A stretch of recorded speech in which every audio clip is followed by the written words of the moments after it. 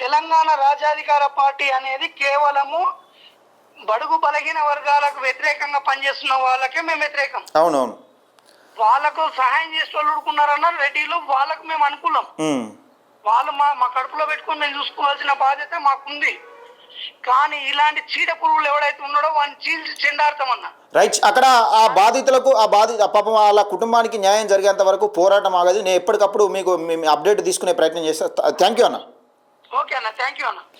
ఇది atrocity case పెట్టాల్సింది ఎక్కడ? ఒక 2 నెలల పసికందును ఫుట్బాల్ అన్నది అంతే పాపం చనిపోతే దీని మీద కదా అట్రాసిటీ కేసు పెట్టాల్సింది. ఎక్కడ పోయినాయి? ఏడపోయినాయి సంఘాలన్నీ, ఏడపోయినాయి నాయకులు, పోలీస్ డిపార్ట్మెంట్. రేవంత్ రెడ్డి కాదు గౌడ్ అంటిగా ఏడవా ఎక్కడ పోయింది? ఒక 2 నెలల పసికందును ఫుట్బాల్ అన్నది అంతే ఏడపోయినావు? నీ న్యాయస్థానం ఏడింది? ఎక్కడ పోయినది నీ బీసీల పక్షపాతి, బీసీల గురించి ఏడా కొట్లాడు? ఇప్పుడు కొట్లాడు ఆడ బీసీల ఆడ పోయి మందలి. ఇదంతా పెద్ద ఇష్యూ అయితే కానీ మనం బయటకు వెళ్ళడు కాదు. అసలు ఎవరినైతే కొట్టిరో వాళ్ళపైన అక్రమ కేసులు పెట్టిరంటే మీ పనితనం అర్థమైపోయాయి. అక్రమ కేసులు బనాయించారంటే అర్థమైపోయింది.